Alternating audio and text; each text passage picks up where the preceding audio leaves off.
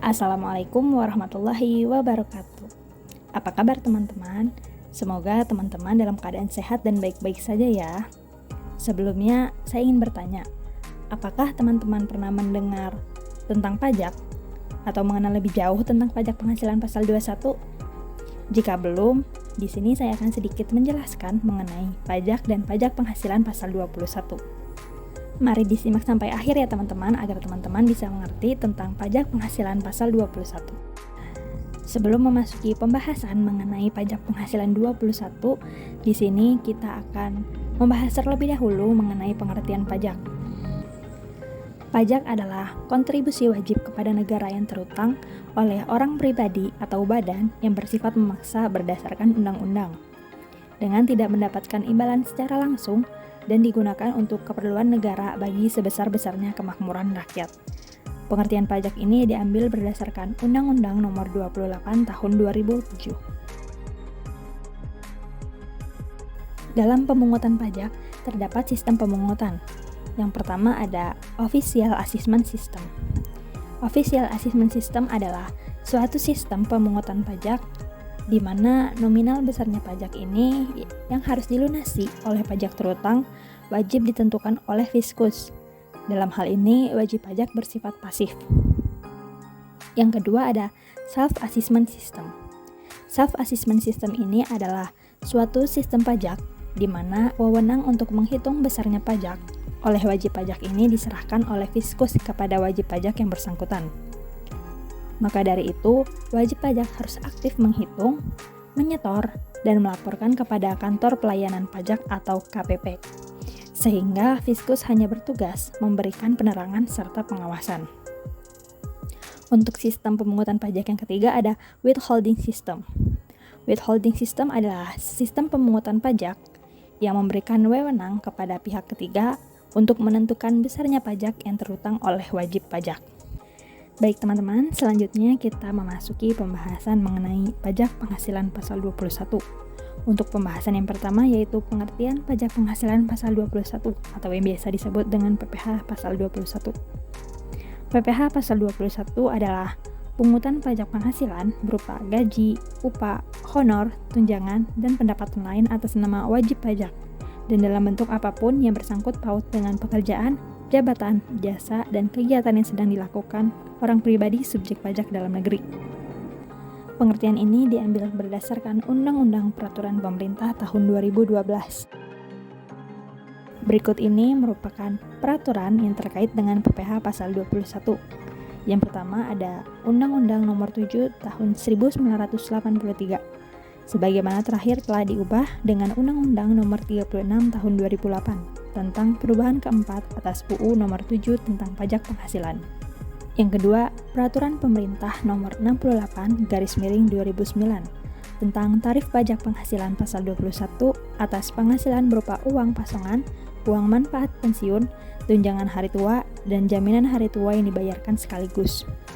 Yang ketiga, Peraturan Menteri Keuangan Nomor 252/PMK03/2008 tentang petunjuk pelaksanaan pemotongan pajak atas penghasilan sehubung dengan pekerjaan, jasa, dan kegiatan orang pribadi. Yang keempat, Peraturan Menteri Keuangan Nomor 16/PMK03/2010 tentang tata cara pemotongan pajak penghasilan pasal 21 atas penghasilan berupa uang pesongan, uang manfaat pensiun, tunjangan hari tua, dan jaminan hari tua yang dibayarkan sekaligus.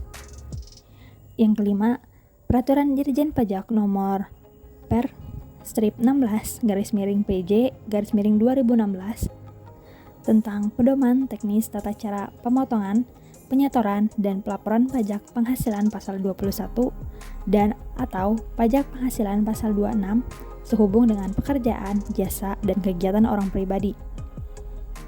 Dan yang keenam, Peraturan Menteri Keuangan Nomor 102/PMK010/2016 tentang penetapan bagian penghasilan sehubung dengan pekerjaan dari pegawai harian dan mingguan, serta pegawai tidak tetap lainnya yang tidak dikenakan pemotongan menimbang pajak penghasilan. Baik, selanjutnya pembahasan mengenai penerima penghasilan atau subjek pajak yang dipotong pajak penghasilan pasal 21. Yang pertama ada pegawai, yang kedua penerima pesangon, pensiun atau manfaat pensiun, tunjangan hari tua, jaminan hari tua termasuk ahli waris.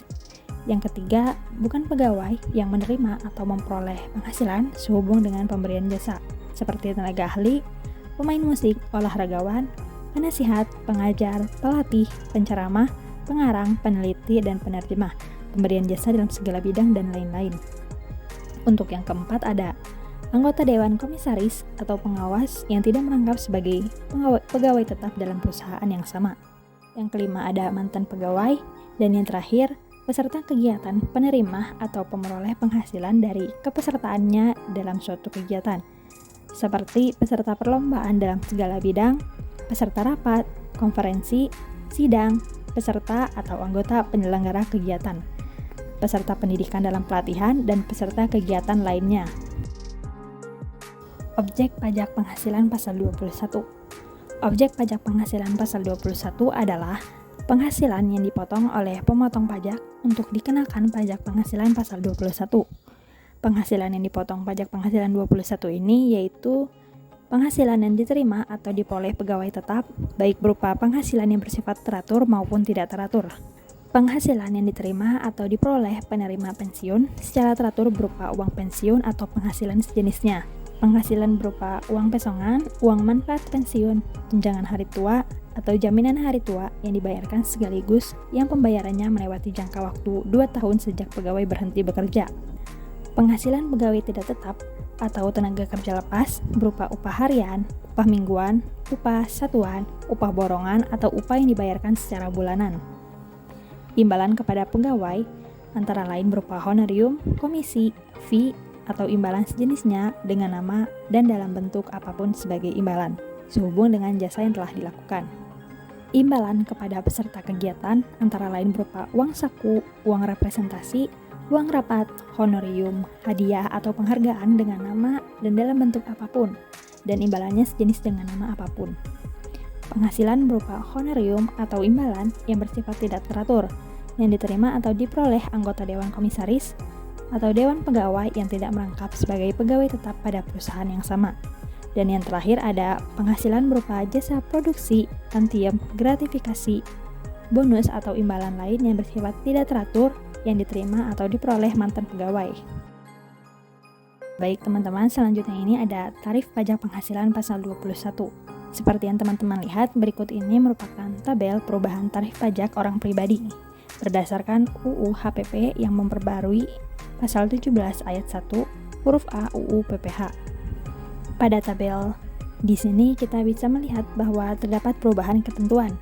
Perubahan tarif PPH pasal 21 berdasarkan UU HPP yang diperbarui pasal 17 ayat 1 huruf A UU PPH, yaitu lapisan penghasilan kena pajak berubah menjadi 5 lapisan, di mana sebelumnya hanya terdapat 4 lapisan. Perubahan ini ditambah dengan adanya lapisan kelima, yakni penghasilan kena pajak dalam setahun di atas 5 miliar akan dikenakan tarif pajak sebesar 35%. Dan perubahan lainnya adanya kenaikan pada tarif pajak penghasilan dalam setahun di lapisan pertama sebesar 10 juta, di mana sebelumnya hanya 0 sampai dengan 50 juta menjadi 0 sampai dengan 60 juta rupiah. Baik teman-teman, untuk pembahasan yang terakhir yaitu kasus pelanggaran pajak. Kasus pelanggaran pajak ini biasa juga disebut dengan tax evasion. Tax evasion adalah perbuatan melanggar undang-undang, misalnya termasuk kategori pelanggaran ringan, yaitu penyampaian di dalam laporan SPT tahunan jumlah penghasilan yang lebih rendah dari jumlah yang sebenarnya. Hal ini disebut dengan understatement of income, atau melaporkan biaya yang lebih besar daripada sebenarnya, yaitu overstatement of the deduction. Selanjutnya ada wajib pajak terlambat melunasi atau melaporkan kewajiban perpajakan sesuai dengan tempo yang telah ditentukan dan tidak melengkapi persyaratan dalam administrasi perpajakan. Berikut ini merupakan pencegahan tindakan tax evasion. Yang pertama ada pemeriksaan pajak atau tax audit, yang kedua integrasi sistem informasi, yang ketiga administrasi pajak, dan yang keempat menegakkan hukum pajak. Demikian yang dapat saya sampaikan mengenai pembahasan pajak penghasilan pasal 21. Mohon maaf apabila ada kekurangan dan terima kasih atas perhatian teman-teman. Wassalamualaikum warahmatullahi wabarakatuh.